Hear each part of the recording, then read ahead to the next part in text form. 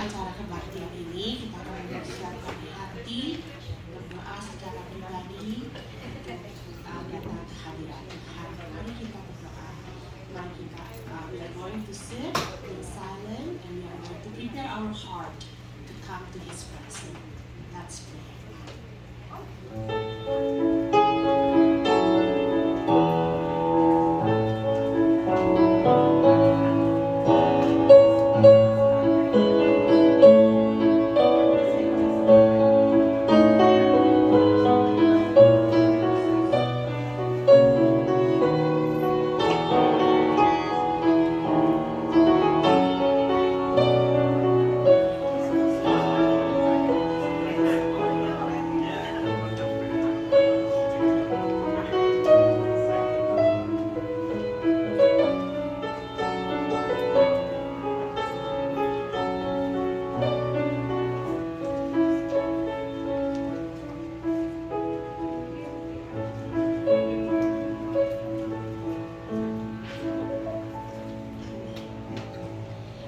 Marilah kita bangkit berdiri dan kita akan mendengarkan panggilan beribadah yang akan diambil dari Hosea 6 ayat 3. Will you please stand up and hear the call to worship taken from Hosea 6 verse 3.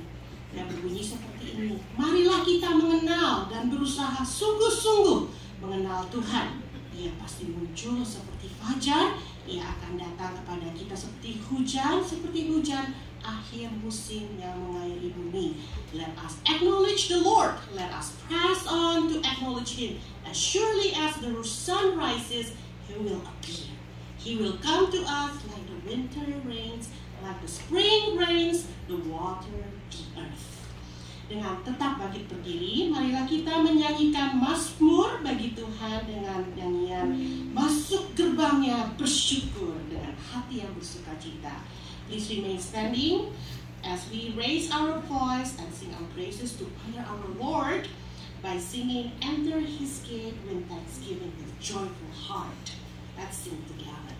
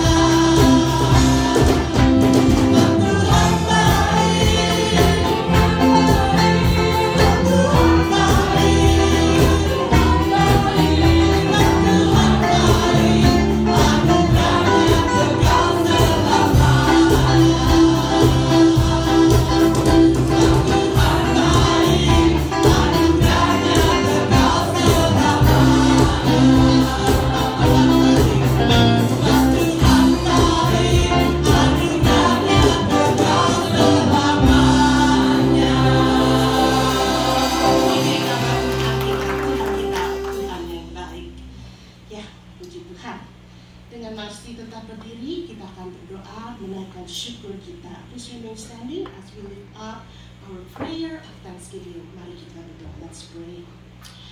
Dear Father in Heaven, Bapa kami yang di surga, terima kasih untuk berkat-Mu sepanjang minggu ini. Thank you, Lord, for the blessing during these past weeks, Lord. Thank you for the blessing that you gave us. Terima kasih buat kesehatan, pertolongan dan perlindungan sepanjang minggu ini. Thank you for the health, protection, and your love, Lord, during this week. Thank you, Lord, for helping us and to be here and allowing us to be here. Terima kasih untuk mengizinkan kami berkumpul bersama-sama dengan tempat ini. Berkati dan urapi hamba-Mu, Pak Paul Gunadi yang akan membawa firman pada hari ini. Bless and anoint Pak Paul Gunadi who will bring the message today. Dan berkati juga urapi Pastor Steve dan para guru sekolah minggu yang akan mengajar pada saat ini. Bless all the Sunday school and Pastor Steve who will teach and ministering the young generation in this moment. Kami mau serahkan semua acara kebaktian kami dari awal hingga akhir. We want to surrender our service into your hands dalam nama Tuhan Yesus. Kami akan syukur dan doa. In the name of Jesus, we lift our praise and prayers. Amen. Oke, silakan duduk, be seated. Dan kita akan mendengarkan berita pengharapan yang diambil dari Mazmur 55 ayat yang 23. We are going to listen to the message of hope taken from Psalm 55 verse 23.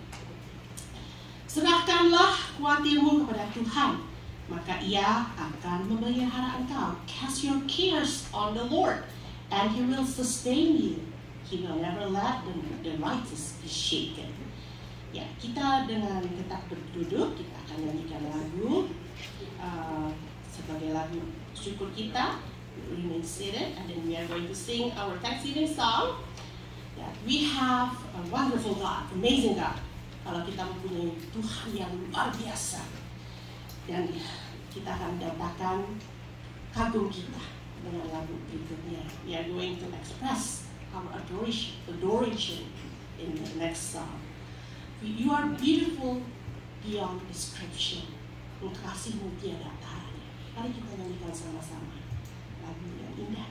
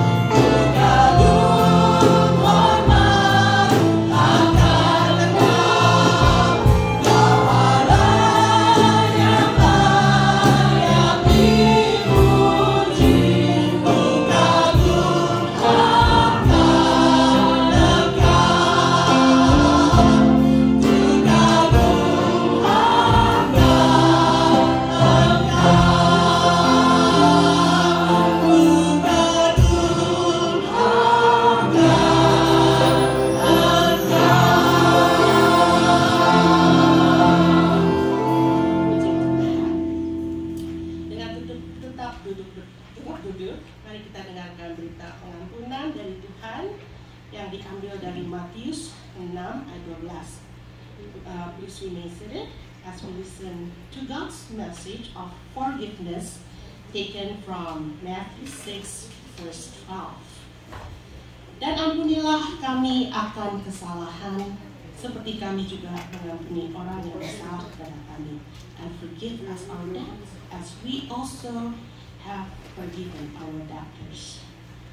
Tuhan mengampuni kita, dan Tuhan mau kita mengampuni orang lain.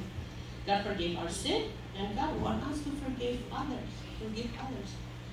Tapi mengampuni orang kadang-kadang susah ya untuk banyak dari kita. But sometimes forgiving is not an easy thing to do. Dan pada saat ini kita akan berdoa, kita akan bernyanyi lagu ini sebagai pernyataan setia ketaatan hati kita. With this song, we are going to sing as our prayer and say, Lord, I want to obey. Just be as you wish. Ya, kita akan nyanyikan lagu berikutnya seperti yang kau ingini. And then dengan bangkit berdiri kita akan nyanyikan lagu ini. Please stand as we sing this song as you wish. From our heart to say that I want to obey you, Lord. Ya, mari kita nyanyikan seperti yang kau ingini. Bye.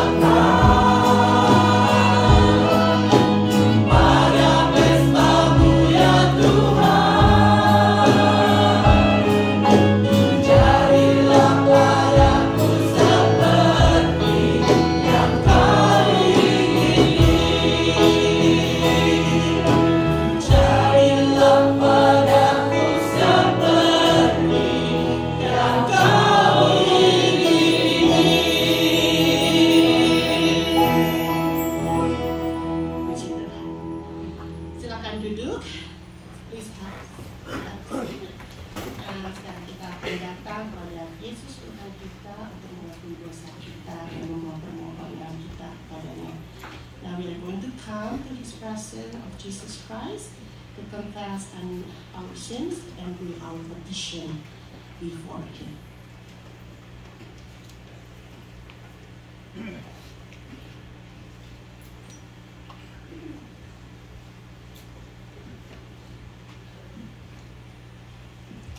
Sebelum kita berdoa, marilah kita pujikan nama Yesus. Before we pray, let us sing the song, The Name of Jesus.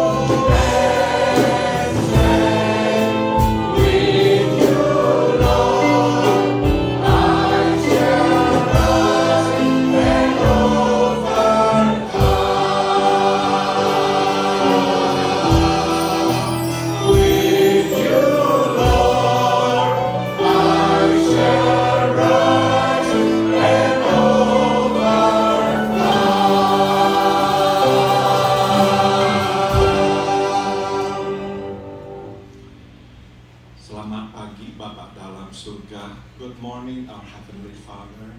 Terima kasih di pagi hari ini Engkau undang kami masuk ke dalam rumah-Mu yang kudus untuk menyembah-Mu. Thank you Father for inviting us to come into your house to worship you. Kami berterima kasih kepadamu atas segala berkat demi berkat yang telah Engkau limpahkan atas hidup kami. We want to give you thanks, Father, for blessing after blessing that you have bestowed upon us. Kami naikkan syukur kepadamu. Engkau mencukupi kebutuhan kami sehingga kami tidak kekurangan apa-apa. We thank you, Father, for your provision that we have lacked nothing. Kami juga berterima kasih kepadamu tatkala kami sedang putus asa. Engkau memberikan kekuatan dan pengharapan. We also want to give thanks to you because in times of despair, you gave us strength and hope. Dan kami percaya bahwa pengharapan kami tidak sia-sia karena Engkau adalah Allah yang maha kuasa dan maha kasih.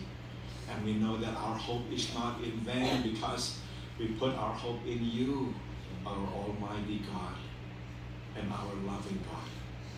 Kami juga datang mengakui kami orang-orang berdosa. We also come before you to confess that we are sinners. Kami sudah tahu kehendak-Mu, tapi kami tetap berdosa. We already knew what your will was, but we continue to sin. Kami mohon ampunilah kami. So we pray, please forgive us. Biarlah darah-Mu yang Engkau curahkan di atas kayu salib membasuh kami, membuat kami kembali tahir. So we pray, Father, may your blood that you have shed on the cross for us cleanse us once again to make us pure and holy. Bapa dalam surga, kami juga naikkan doa memohon penghiburan dan penguatan bagi keluarga Om John Wee yang baru saja ditinggal oleh Om John Wee. We also want to pray, Father, for special strength and comfort upon the family of our own John Wee, who is there grieving the loss of John Wee. May you comfort them, Father. Kami juga naikkan doa, ya Tuhan, buat saudara-saudara kami yang tengah sakit. We also want to pray, Father, for our brothers and sisters who are ill today. Kami naikkan doa buat Ci Ina. Kami mohon biarlah Engkau terus kuatkan dan sehatkan, sehingga Ci Ina tetap mengingat kami semua. We pray for our sister Ina. May you continue to keep her memory intact, that she will always remember us, Lord. Kami juga berdoa buat Andri dan juga Engkau Pardi. Berilah kepada mereka kekuatan dan kesehatan. Berilah juga kekuatan kepada Ling dan kepada Cinta yang merawat mereka. We also pray for our sister Andri and our brother Pardi. We pray, may you continue to strengthen them and keep them strong and healthy. We also remember Ling and Cinta who care for them. We pray, may you also protect them from any accidents and give them strength to provide care for their loved ones. Bapa, kami juga naikkan doa buat Engkau Fabian yang sedang dirawat di rumah sakit. Kami mohon biarlah Engkau jamah dan Engkau sembuhkan Engkau Fabian. We pray, Father, for our brother Fabian who is now in the hospital. May you touch him and heal him, Father. Kami berdoa juga buat Cik Julia, kakak dari saudari Enga dan Junjun, biarlah Engkau juga menjamahnya dan menyembuhkannya. We pray for our sister Julia. May you also touch her and heal her, Father. Kami juga naikkan doa, ya Tuhan, buat Tante Elvir, buat Caitlin, biarlah Engkau terus berikan kekuatan dan kesembuhan kepada mereka. We pray for Tante Elvir and also Caitlin, the granddaughter of our brother Vincent. May you also strengthen them. May you remove the pain from their body. May you give them the strength that they need and a good health, Father. Kami juga naikkan doa buat saudari Herwi dan saudara Anyal. Teruslah Engkau berikan kekuatan dan kesehatan kepada mereka.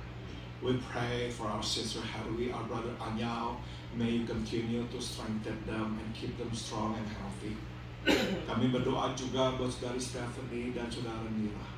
Biarlah Engkau berikan kepada mereka kekuatan dan kesehatan pula. May you continue to strengthen Stephanie and Mira. May you keep them healthy. May you heal them, Father. Kami juga naikkan doa, ya Bapa, buat saudari Stephanie, istri dari Dani here, yang sedang menunggu kelahiran anaknya. Biarlah Engkau bersamanya dan biarlah anak ini lahir sehat walafiat dan mamanya juga melahirkan dengan tubuh yang sehat. We also pray for Stephanie, the wife of Danny. May you strengthen her, give her the energy that she needs to give birth to their child, and may you keep both the mother and the child healthy in your hands. Bapak, kami juga berdoa buat saudara-saudara kami di sini yang mengalami pergumulan hidup. Engkau tahu apa yang sedang kami hadapi. Kami mohon, ulurkan tangan-Mu, berilah pertolongan. We pray, Father, for our brothers and sisters here who are perhaps struggling with unspoken issues. You know what they are. We pray, Father, may you hear their prayers. May you extend your hands and help them. May you provide a way out and the strength that they need. Bapak, kami juga doa buat tetangga kami, Norma. Berilah kepadanya terus kekuatan dan kesehatan. We also pray, Father, for our neighbor Norma. May you continue to strengthen her and to keep her strong and healthy. Bapak, sekarang kami hendak membaca dan mendengarkan firman-Mu. Berbicaralah, kami siap untuk menerimanya. Now, Father, as we want to read your word and hear the proclamation of your word, we pray, Please prepare us. Please speak to us. We are ready, Lord, to listen to you. Kami naikkan doa ini dalam nama Tuhan kami, Yesus Kristus. We pray all of this in the name of Jesus, our Lord and our Savior. Amen.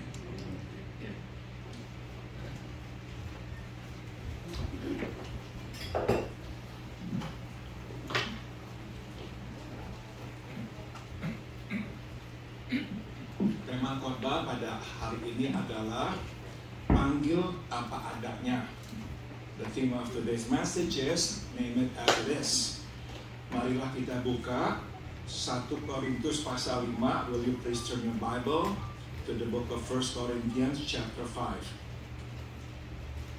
Kita membuka kitab 1 Korintus pasal 5. 1 Corinthians chapter 5. Kita akan membaca ayat 6 hingga ayat 8, and we are going to read from verse 6 to verse 8. Mari kita bangkit berdiri untuk pembacaan firman Tuhan. Will you please stand for the reading of the scripture? Saya akan membaca ayat 6, saudara menanggapi ayat 7 dan ayat 8 kita baca bersama-sama. Kemegahanmu tidak baik. Tidak tahukah kamu bahwa sedikit ragi menghamiri seluruh adonan?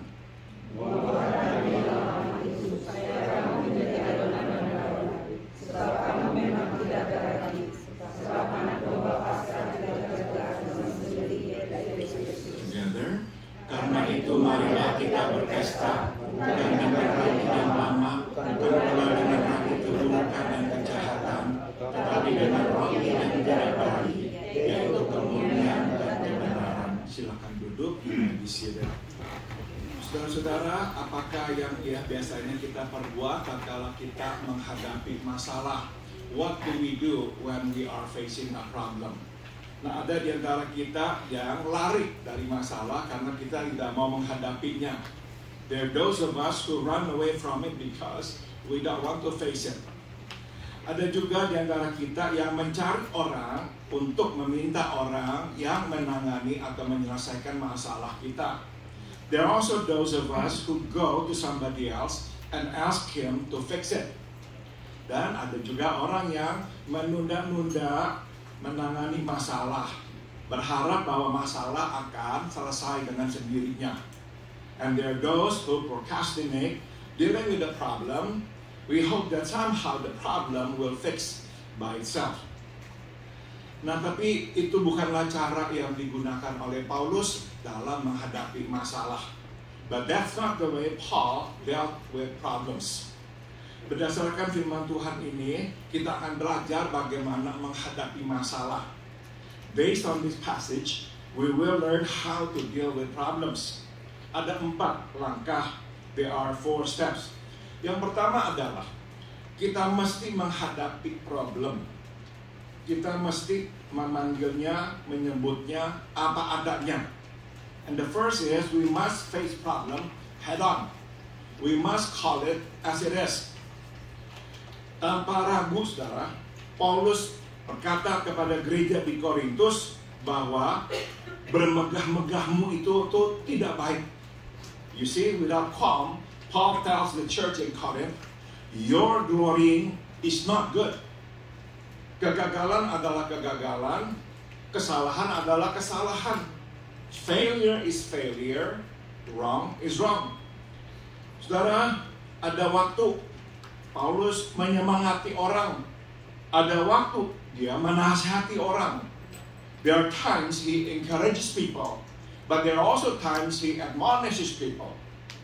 Ada waktu he compliments them, but ada waktu dia itu memuji orang, tapi ada waktu dia mengkritik orang.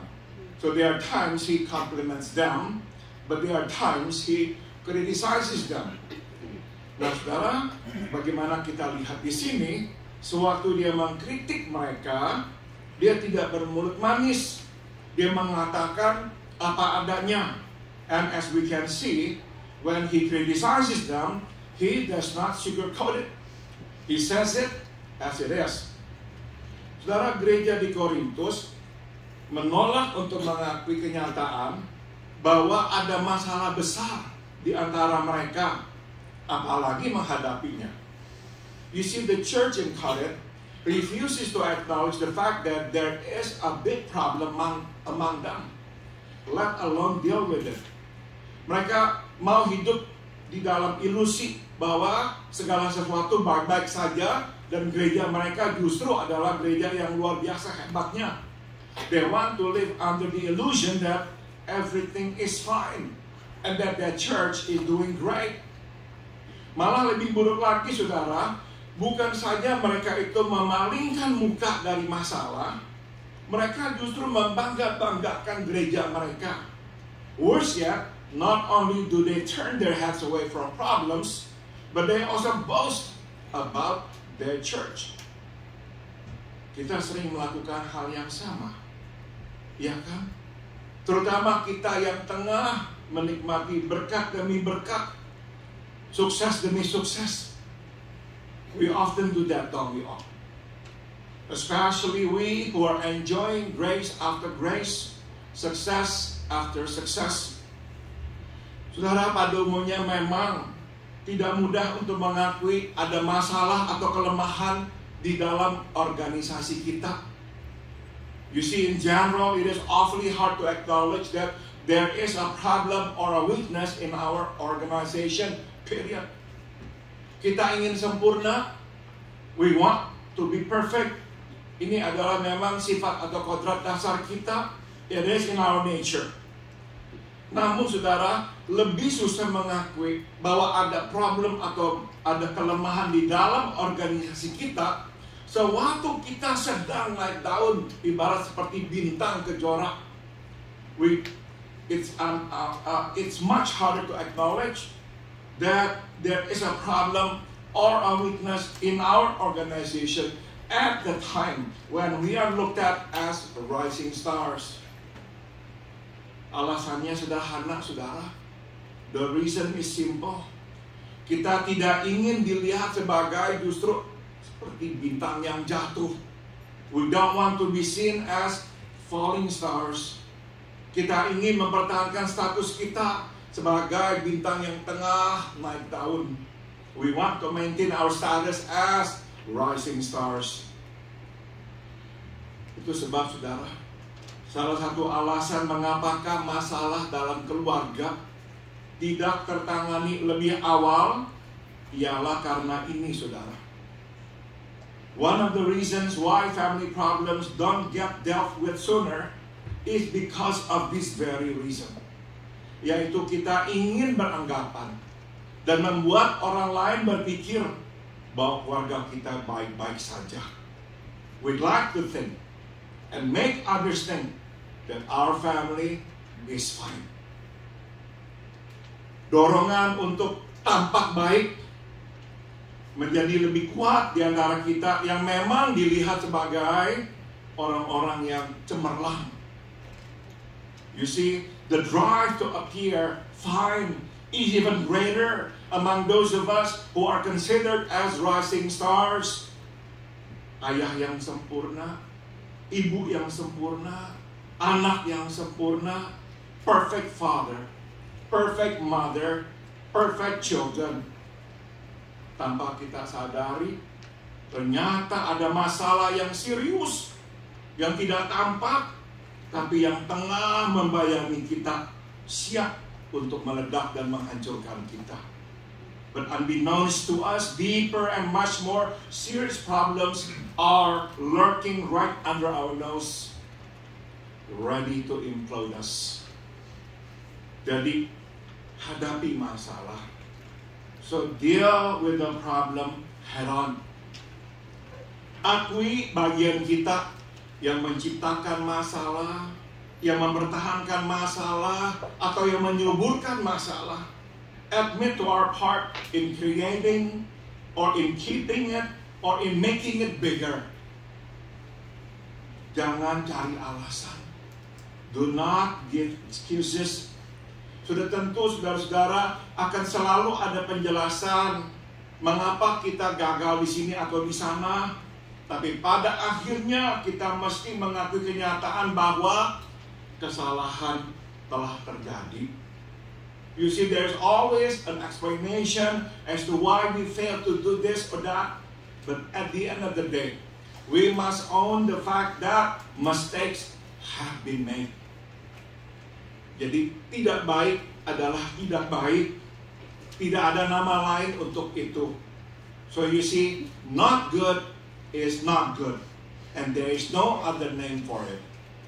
Nah, dalam kasus gereja di Korintus, bagaimana mungkin menjadi baik? And in the case of the church in Corinth, how can that be good? Ada orang yang berhubungan atau mempunyai relasi bahkan dengan ibu tirinya sendiri, dan mereka tahu itu. They know there's a man sleeping with his stepmother, tapi mereka tidak berbuat apa-apa. And the church does not do anything about it. Dan lebih buruk lagi, mereka bahkan membangga-banggakan diri mereka. And worse yet, they even brag about themselves. Jadi, setelah menyuruh gereja menegur orang itu dan menyerahkan orang itu kepada iblis untuk dihancurkan, supaya orang itu akhirnya bisa bertobat, Paulus kemudian menegur gereja. So after telling them to confront that man and deliver him to Satan to be destroyed, thus have an opportunity to repent, he then rebukes the church. Jadi inilah pelajaran kedua yang bisa kita petik. So here's then the second lesson that we can learn. Masalah rohani mengharuskan penyelesaian rohani pula. Spiritual problem requires spiritual remedy. Memang tidak semua masalah adalah masalah dosa. Not every problem is a problem of sin. That is true. Tapi bila masalah melibatkan dosa, maka kita harus menghadapinya sebagai masalah rohani. But when it does involve sin, we must treat it as a spiritual problem. Paulus melihat bahwa ada kuasa iblis yang sedang bekerja di dalam diri orang tersebut. Itu sebab Paulus menyuruh untuk menyerahkan orang itu kepada iblis, sebab iblis itu adalah majikan orang tersebut. Paul sees that there is demonic power at work in this man's life, and that's the reason Paul delivers him to Satan, his master. Kita sekarang hidup di zaman di mana segala sesuatu menjadi masalah beda. We now live in a time when everything becomes a matter of different. Tidak ada lagi benar atau salah, apalagi baik atau buruk. There is no right or wrong anymore, much less good or bad. Kita sekarang disuruh untuk saling menghormati dan juga menghormati pilihan yang orang lakukan, yang orang ambil. We are told to respect each other and the choices that we make. Sudah tentu ada waktu dan tempatnya kita ini menghormati satu sama lain dan menghormati pilihan orang. There are of course times to respect each other and the choices that we make. Misalnya, pilihan apakah kita akan menikah atau tetap hidup single, whether we will get married or stay single. Apakah kita akan mempunyai anak atau tidak mempunyai anak, whether to have children or not to have children. Tapi saudara, ada waktunya pula kita mesti mengatakan sesuatu itu baik atau buruk, salah atau benar. But there are also times when we must call something good or bad, right or wrong. Berkorban bagi orang adalah baik. Memikirkan diri sendiri saja adalah buruk. Making sacrifices for others is good. Thinking only of self is bad. Mengkhianati pasangan kita adalah salah. Setia kepada pasangan adalah benar. Cheating on our spouse is wrong, while being faithful is right. Kenyataan bahwa banyak orang yang melakukannya tidak berarti itu benar. Kenyataan sedikit orang melakukannya tidak berarti kita tidak harus melakukannya atau tidak boleh melakukannya. The fact that a lot of people do it does not make it right. And the fact that nobody does it does not mean that we should not do it either. Tidak, saudara. So you see, tanpa kita sadari sebetulnya ada dinamika rohani di balik semua ini. Dan dinamika itu adalah kuasa iblis. Unbeknownst to us, there is a spiritual dynamic behind all this. And that is satanic power. Tanpa kita sadari, iblis berusaha membutakan mata kita sehingga kita tidak dapat melihat lagi dengan jelas standar kekudusan Allah. Apalagi menjalaninya dalam hidup ini.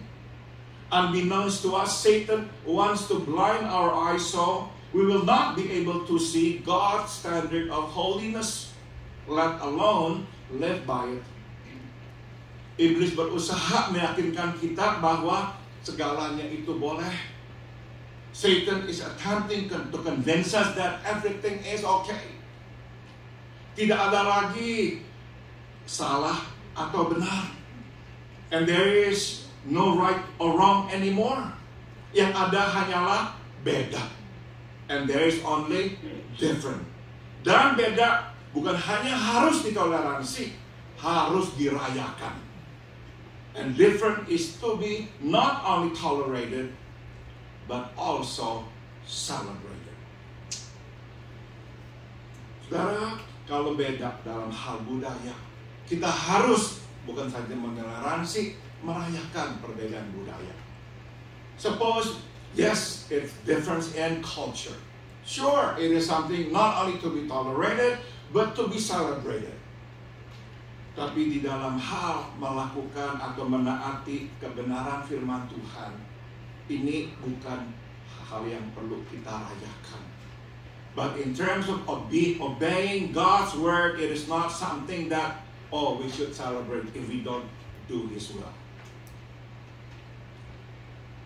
Jadi, bagaimanakah kita menghadapi masalah rohani? How do we deal with this spiritual problem? Kita harus menghadapinya secara rohani. We must deal with it spiritually. Kita mesti berpegang pada apa yang Alkitab ajarkan. We must first stick to what the Bible teaches us. Kita tidak menyimpang dari firman Tuhan. So do not deviate from it. Kita juga mesti berdoa, memohon kepada Tuhan, bukan saja untuk melindungi keluarga kita, anak-anak kita, tapi juga menghancurkan kuasa iblis yang sedang masuk ke dalam setiap aspek kehidupan kita. We must pray and ask God not only to protect our families, but also to destroy the satanic power that is permeating almost every aspect of our lives. Dan ini membawa kita kepada pelajaran kita yang ketiga. And this brings us to our third lesson, yaitu masalah mesti dihadapi secara keseluruhan. Problem must be dealt with in its entirety. Singkat kata, kita harus melihat masalah dan dampak yang ditimbulkannya pada yang lain. In other words, we ought to look at the effects that this problem has on others. Benar, orang ini memang tidur dengan ibu tirinya, dan ini adalah perbuatan dosa pribadi. It's true that this man who is sleeping with his stepmother is committing a personal sin. Tapi perbuatannya mempengaruhi gereja. tanpa mereka itu sadari. But his action has affected the whole church, whether they know it or not. Ketidakadaan tindakan telah melahirkan standar moralitas yang baru, namun yang lebih rendah. Dan ini membuat mereka tambah hari, tambah kendor terhadap dosa-dosa yang lain. Their inaction has given birth to a new and lower standard of morality. And this will make them lax to other sin. Pada akhirnya, dosa pribadi menjadi dosa kelompok. In the end, a personal sin becomes a communal sin. The sin of one man becomes the sin of many. Dosa satu orang akhirnya menjadi dosa banyak orang. Untuk menghentikan penyebaran dosa ini, maka Paulus harus bertindak keras. To put a stop to his spread, Paul must take drastic action. Dia meminta gereja berdoa, menyerahkan orang itu kepada iblis. He asked the church to pray and deliver that man to Satan. Yang kemudian menjelaskan alasan dibalik dari apa yang terjadi itu dengan menggunakan sebuah perumpamaan. Ya. It then explains the logic behind it by means of a similitude, the Passover celebration. Nah, karena beberapa anggota gereja berasal dari latar belakang Yahudi, dia tahu bahwa perumpamaan ini dapat dimengerti oleh mereka. Because some members of the church are of Jewish origin, he knows this allegory will be understood and bring truth to them. Nah, dia mengumpamakan orang yang tidak bermoral itu seperti ragi, dan gereja seperti adonan. Terms that are very familiar to our sister here, Kim. She's a baker. Dia membuat roti dan kue. Ya, so Paulus menyamakan orang yang tak bermoral itu seperti ragi, gereja sebagai adonan yang sedang dibuat untuk menjadi roti Paskah. Sebagaimana disuruh oleh Tuhan melalui Musa, pada Paskah orang Israel harus memakan roti yang tidak beragi. As instructed by the Lord through Moses at the Passover, the people of Israel are to eat bread without yeast. Nah, sebagaimana kita tahu, roti tanpa ragi berbentuk kempes dan padat. Amen to that? Tapi dengan ragi, roti itu mengembang, namun dalamnya lunak dan kosong. I need to check with her. So as we know, without yeast, bread becomes flat and solid. With yeast, it becomes puffy but soft and hollow inside. Nah, mereka harus menyingkirkan ragi. Dengan kata lain, mereka harus menyingkirkan orang tidak bermoral ini dari tengah-tengah mereka. As they must get rid of the yeast, they must get rid of this immoral man from among them. Sebagaimana ragi berpotensi mempengaruhi seluruh adonan, orang ini juga berpotensi mempengaruhi seluruh gereja. As yeast has the potential to permeate the whole dough, so has this man. Sikapnya, perbuatannya yang tidak bermoral akan mempengaruhi gereja secara negatif. His immoral stance will in the end affect the whole church in a negative way. Itu sebab mereka harus menyingkirkan orang itu. So they must get rid of him. Dilanjut, Paulus mengingatkan mereka akan pengorbanan Kristus sebagai anak domba Paskah untuk memurnikan mereka. Yesus mati bagi mereka. Further, he reminds them of the great sacrifice Christ has made for them as the Passover lamb to purify them. Jesus died for them. Namun, tidak cukup hanya menyingkirkan yang buruk dari tengah mereka. Mereka juga harus mengisi adonan atau diri mereka dengan yang baik. Dan yang baik itu adalah ketulusan dan kebenaran. But it is not enough to get rid of the bad.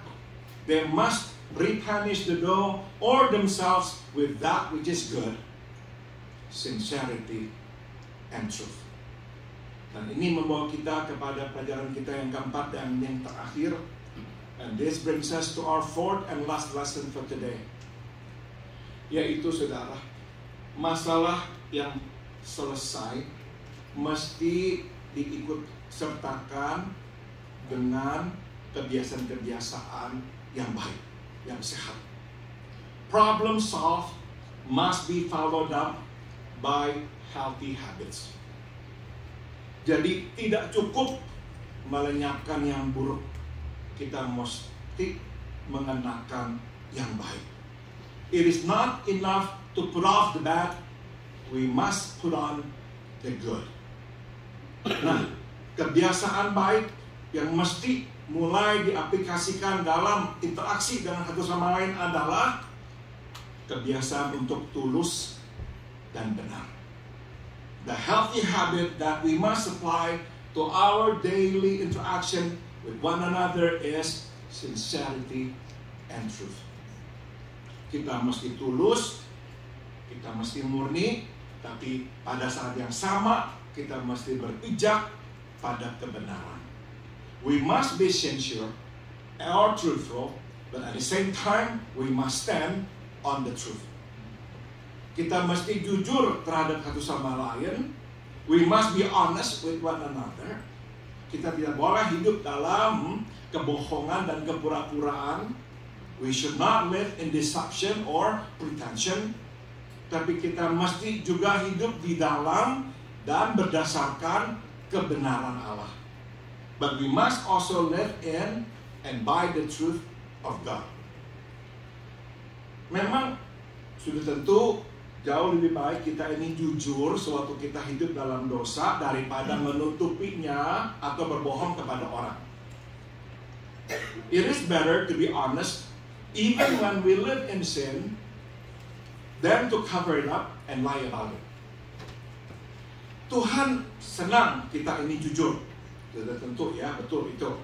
God is happy when we are honest. There is no question about it. Tapi Tuhan akan lebih senang jika kita hidup jujur, juga hidup sesuai dengan kebenarannya. But God will be happier if we live honestly in accordance with His truth. Jadi saudara, kita mesti sadar ini ya. Kita tidak bisa menggantikan kebenaran dengan kejujuran. So you see, we cannot replace truth with honesty.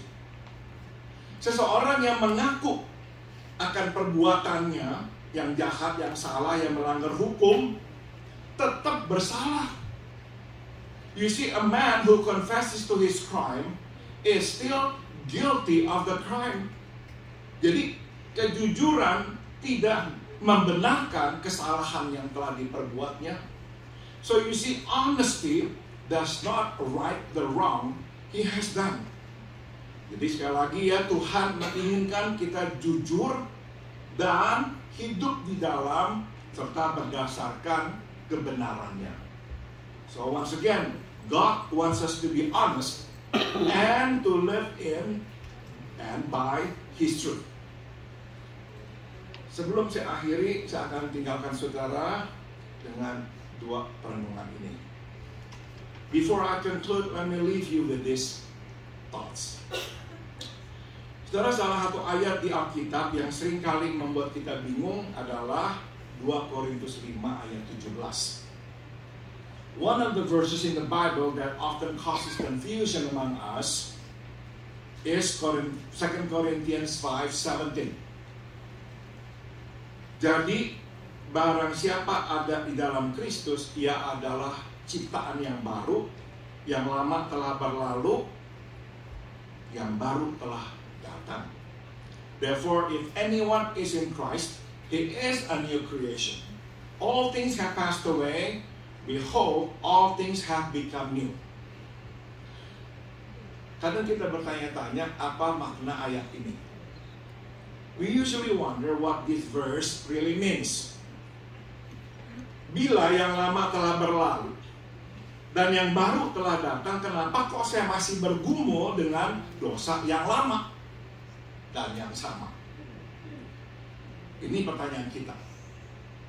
If all things have passed away,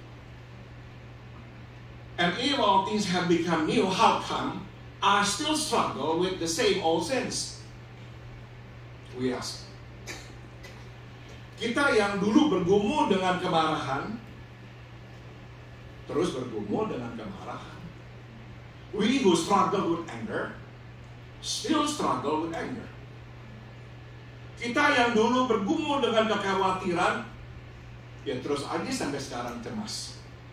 We who struggle with worries, continue to worry. Kita yang dulu bergumul dengan nafsu, masih sekarang bergumul dengan nafsu. We who struggle with lust, still struggle with lust. Jadi kita akhirnya katakan, ini kok manusia lama masih ada, yang baru kok belum datang. The old self is still here, and the new has not come. Sebagaimana kita mungkin ingat, surat Paulus kepada gereja di Korintus membahas masalah perpecahan dan imoralitas. As you recall, Paul's letter to the church in Corinth addresses the problems of divisions and immorality. Namun Paulus tidak hanya menyentuh permukaannya, Paulus menggali lebih dalam dan menemukan akar masalahnya. But instead of touching the surface only, Paul digs deeper and finds the root cause for these problems. Ternyata masalah akarnya adalah kesombongan. It turns out that the root cause is pride. Dalam waktu yang relatif singkat, petobat-petobat baru ini diberkati oleh Tuhan dengan banyak karunia-karunia roh. You see, in a relatively short time, these new converts have been blessed with so many gifts of the Spirit. Nah, ditambah dengan pengetahuan mereka tentang filsafat-filsafat Yunani, nah, akhirnya mereka merasa diri superior. Added with their knowledge of Greek philosophies, they begin to feel superior. Pada akhirnya kesombongan membuka pintu gerbang terhadap dosa-dosa yang lain. And in the end, pride opens the gate of many other sins. Jadi apa yang terjadi dengan mereka? What happens to them? Bukankah mereka ciptaan baru karena mereka sekarang ada dalam Kristus? Aren't they now new creation because they are in Christ? Betul. Tapi tanpa mereka sadari, diri mereka yang lama masih ada dan aktif. Yes, they are new creation. But unbeknownst to them, their old selves are still well and active.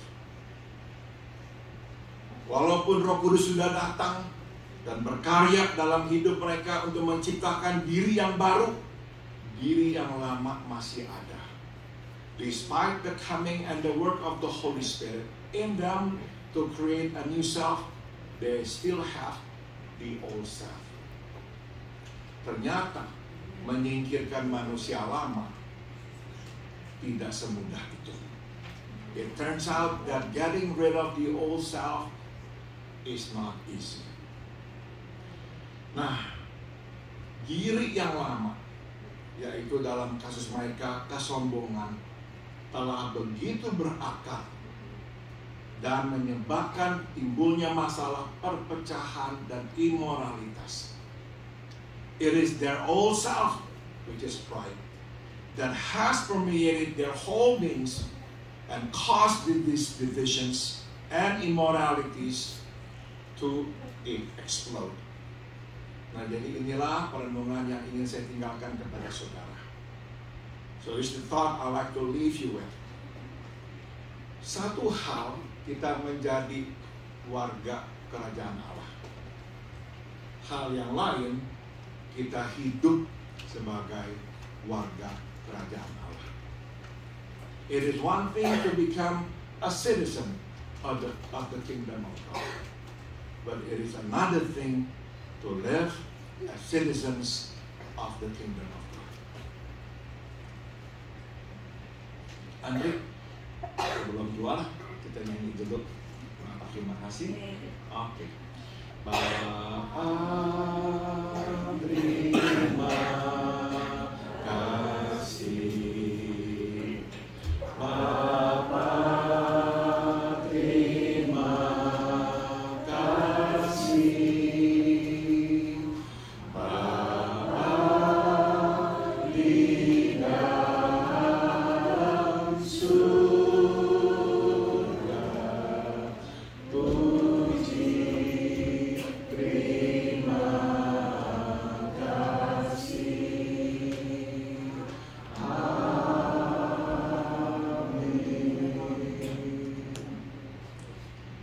Nanti mau keluar atau mau ikutin lagi? Mau udahan? Gimana keluar now? Oke.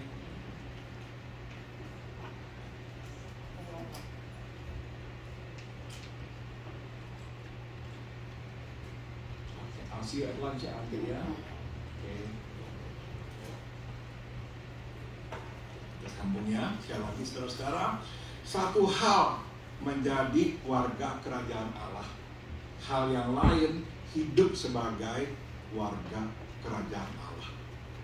It is one thing to become a citizen of the kingdom of God, but it is another thing to live as citizens of the kingdom of God. Saudara, kadang-kadang ya, cara hidup yang lama sudah menyatu di dalam darah dan daging kita, sehingga kita tidak bisa menyingkirkannya dengan mudah. The old way of living and doing things is already in our blood, that we cannot get rid of it easily.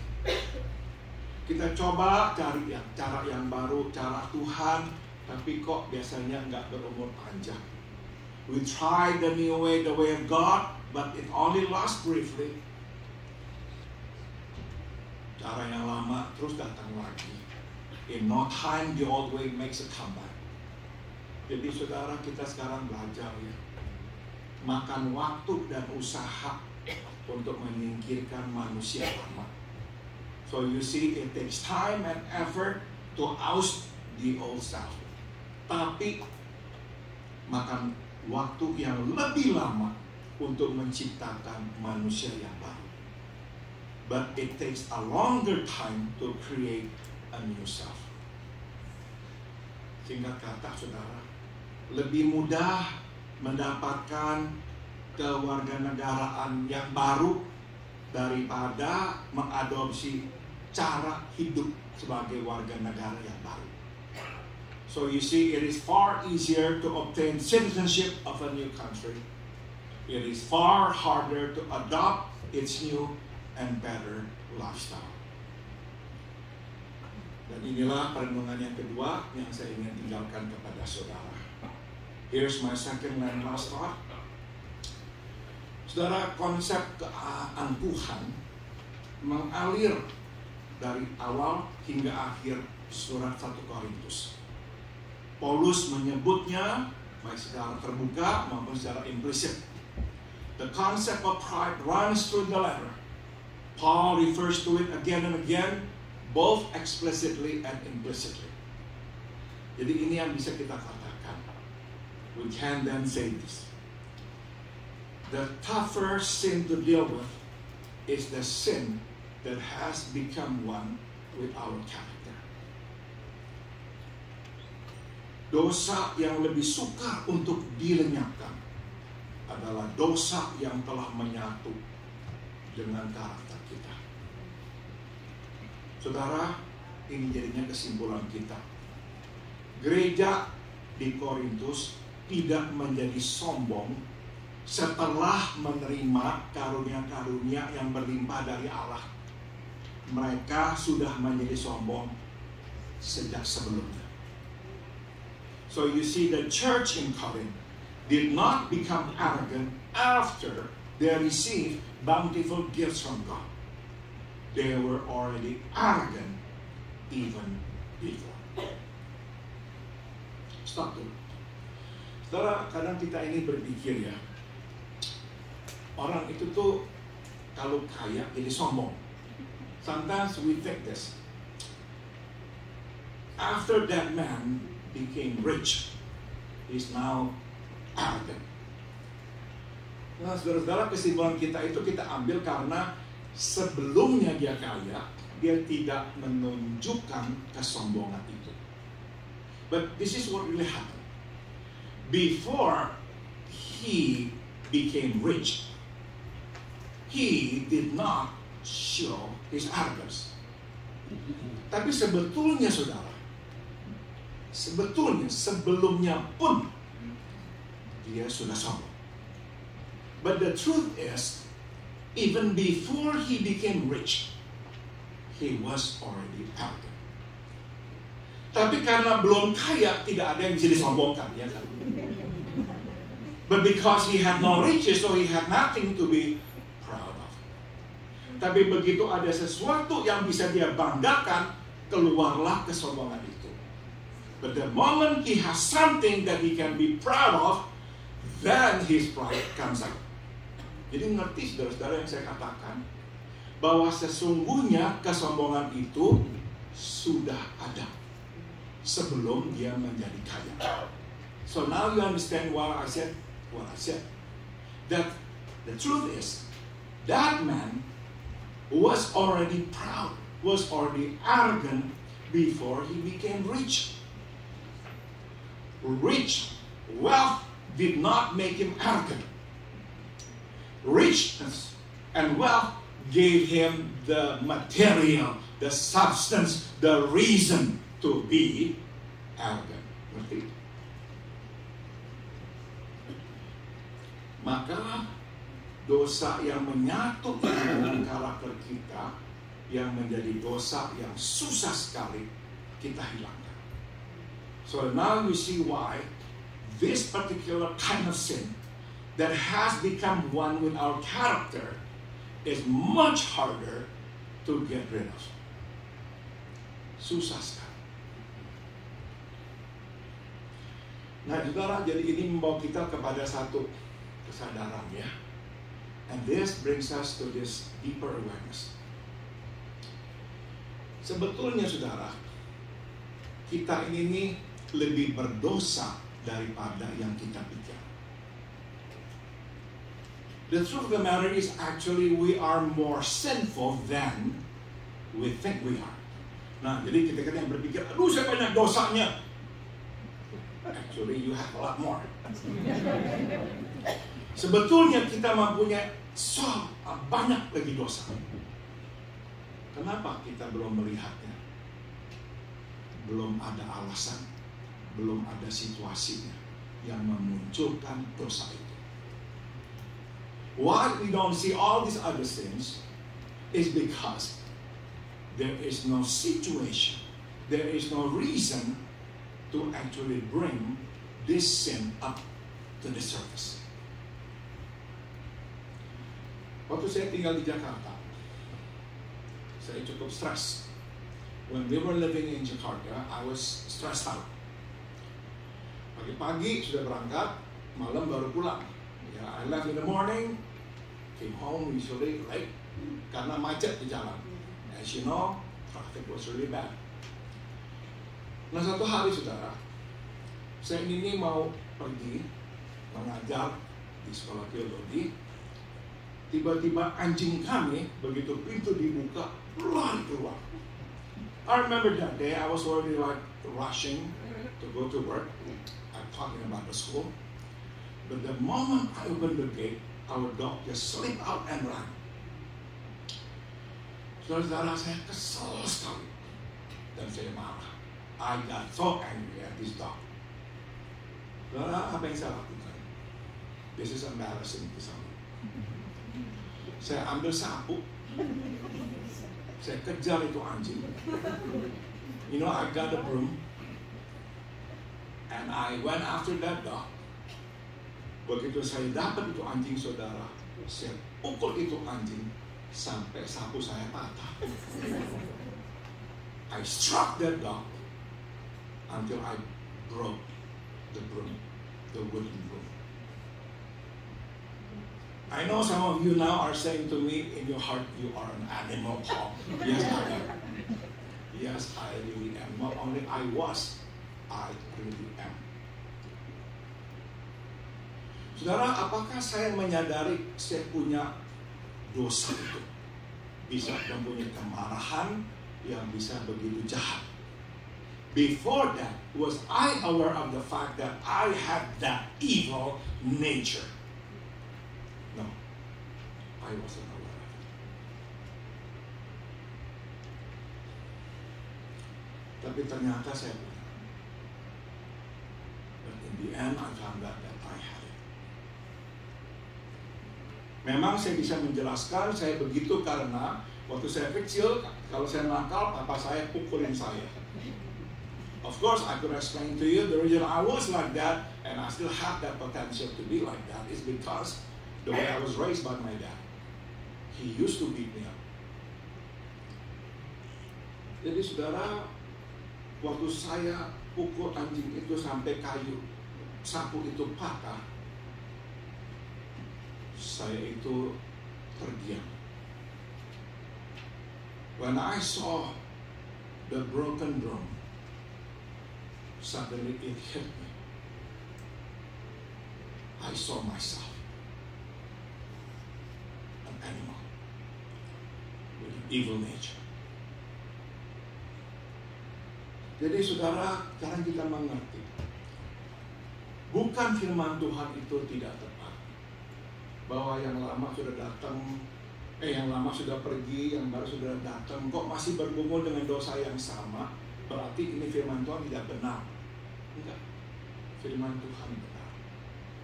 So when the Bible says the old have passed and the new has come, the Bible is telling the truth. Tapi yang mesti kita mengerti adalah ini menjadi sebuah proses yang panjang. But what we need to understand that it takes a lot of process, a lot of time. Dan juga saudara, pengakuan bahwa inilah masalah kita.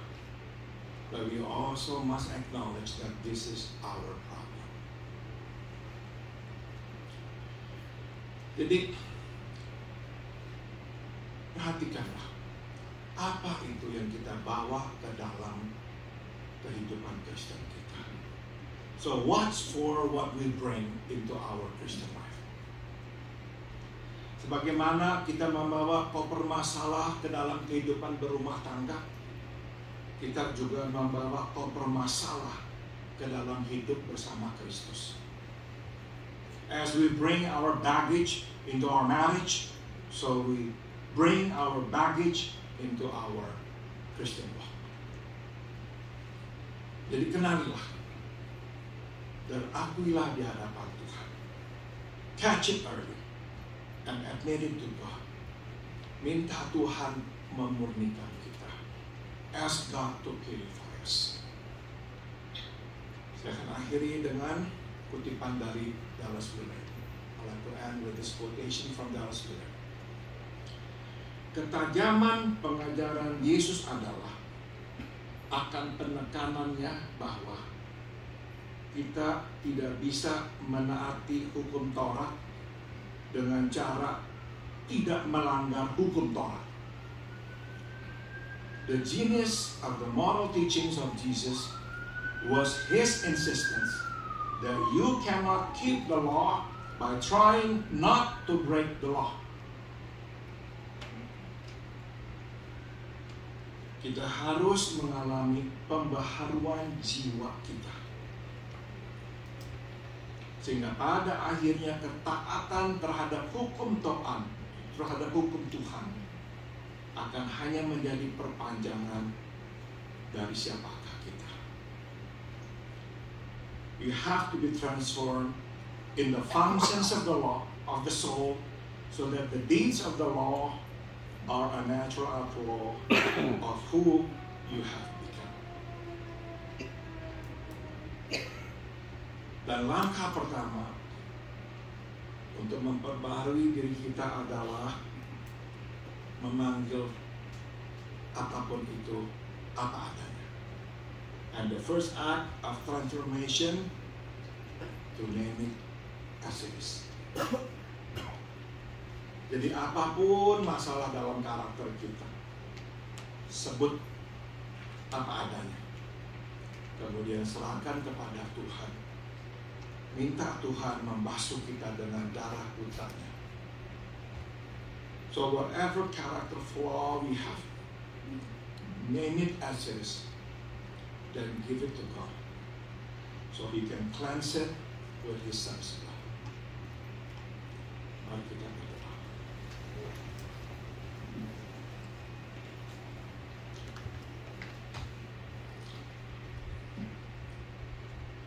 Ya Allah, ya Bapa kami berterima kasih bahwa kami tidak sendirian menghadapi dosa. Roh-Mu yang kudus ada di dalam diri kami menghadapi dosa itu dengan kami. We are grateful to You, Father, because we're not alone in facing and dealing with our sins.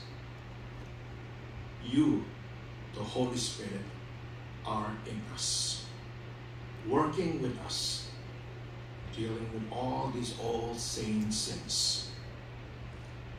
Tolong Tuhan, supaya kami setiap hari boleh bertumbuh sedikit demi sedikit. So we pray, Father, may we win, may we grow each day, one step at a time. Dalam nama Tuhan Yesus kami berdoa. In the name of Jesus we all pray. Amen.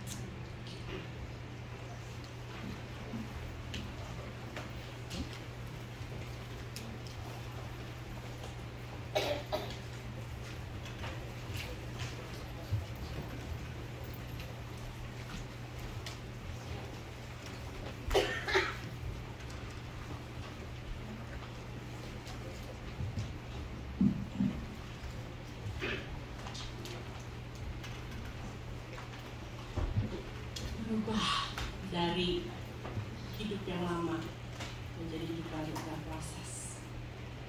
The changing from the old to the new is a process. Dan kita sangat bersyukur kalau Tuhan memberikan kita firman Tuhan sebagai buku panduan. Bersama Holy Spirit kita bersama-sama berjalan di dalam dengan firman Tuhan. So the wonderful word of life, the Bible, the word in the Bible will help us to walk in His life together with the Holy Spirit. Now we are going to sing together. Okay, so dengan bangkit berdiri kita akan menyanyikan lagu Firman Kehidupan. Please stand up and let's sing the wonderful word of life.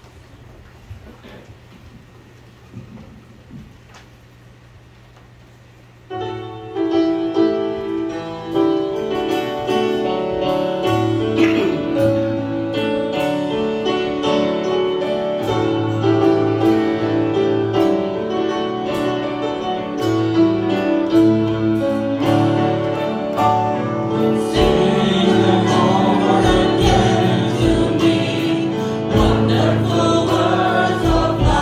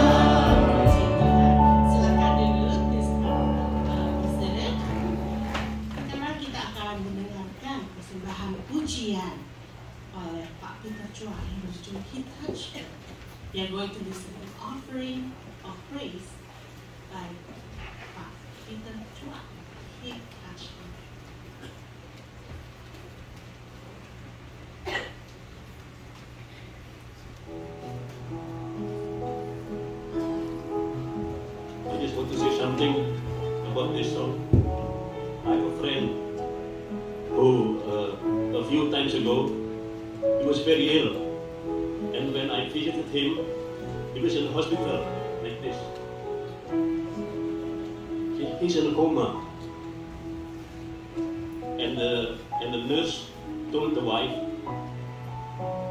prepare his funeral, because he's going to die. He won't survive. But because God touched him, he's still alive. I met him last week. He's still alive. I think a lot of you know this person, Jin Ho. Who knows Jin Ho?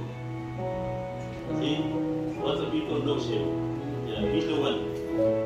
And he's now pastor in a church in Anaheim Hills.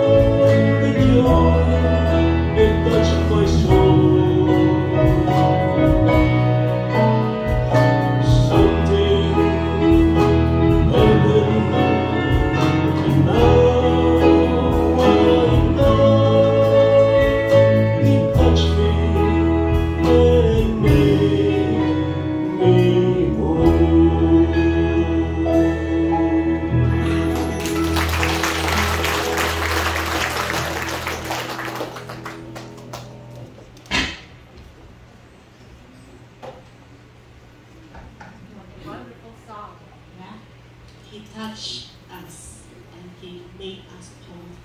So beautiful. Ya, kita akan lanjutkan.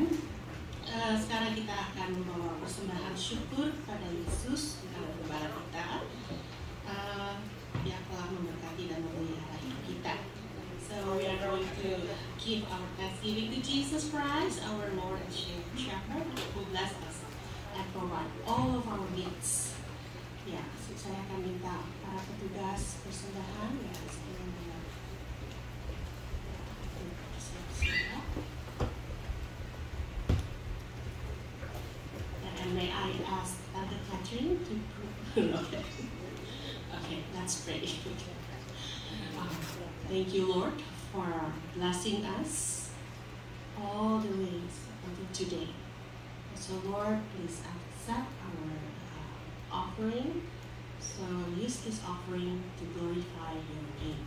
Tuhan, terima kasih untuk semua berkat Tuhan yang Tuhan berikan pada kami, dan kiranya persembahan yang kami bawa boleh memuliakan nama Tuhan. Dalam nama Tuhan Yesus kami berdoa. In the name of Jesus Christ we pray. Amen. Oke, sambil memberikan persembahan, kita akan mendengarkan persembahan pujian oleh Wendy Primanto, Make Me Glad. So while the offering will go around, we are going to hear the offering of praise by Wendy Primanto, Make Me Glad.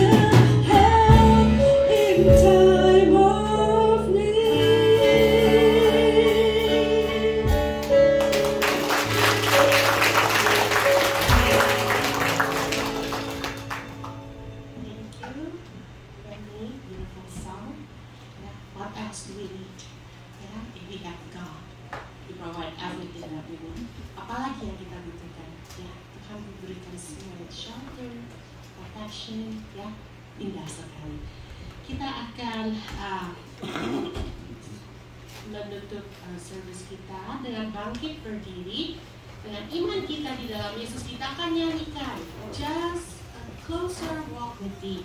Kita akan sing together, just a closer walk with thee.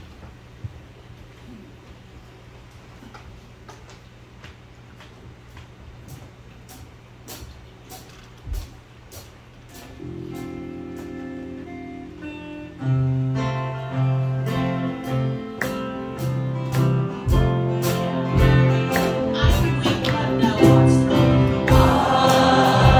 am weak, but thou art strong.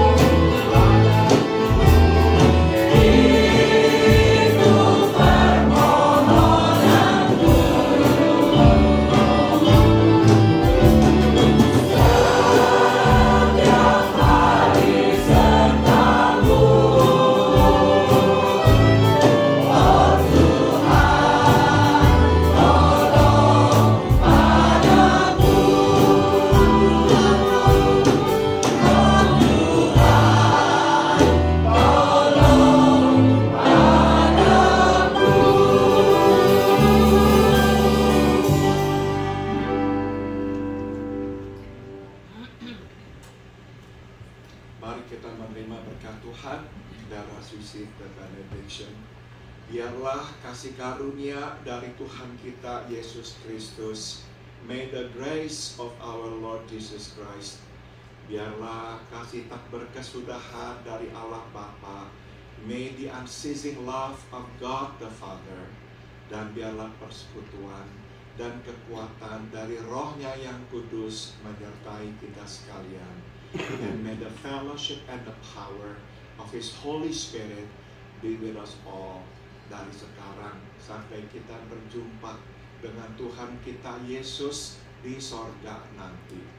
From now on until we see Him face to face in heavens above. Amen.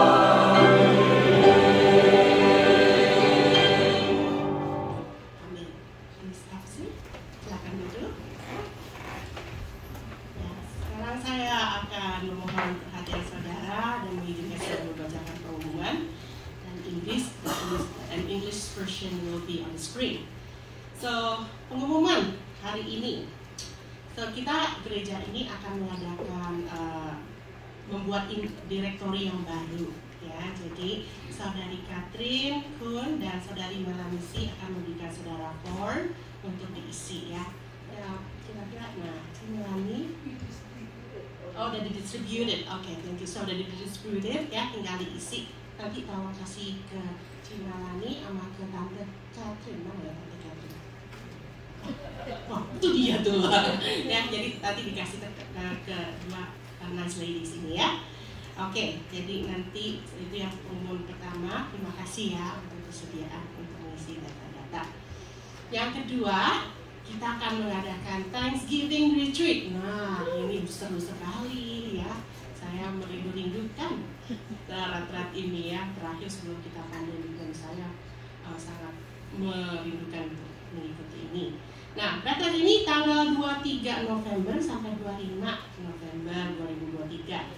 Nanti tempatnya di Double Tree Suite Doheny Beach, ya, 34402 Pacific Coast Highway dan Point. Biayanya $100.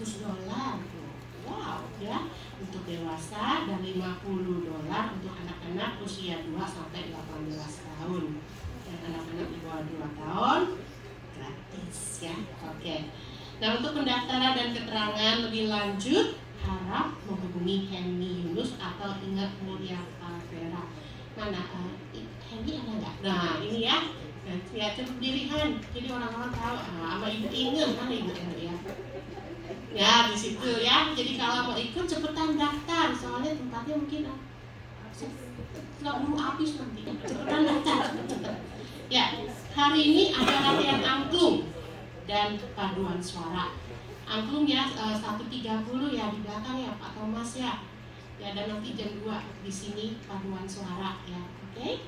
Jadi terusnya yang keempat, wah, saya juga bersyukur nih punya teman-teman di sini, ya, yang bisa melayani bersama-sama.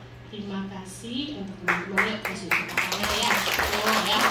Terima kasih sekali. Ya. Sekarang saya juga mau mengucapkan selamat datang. Ada yang baru datang nggak, ya? Welcome. Dari sebelah sini ada nggak, ya? Coba lihat. Nah, itu ada. Ya, silakan berdiri, Pak. Perkenalkan nama.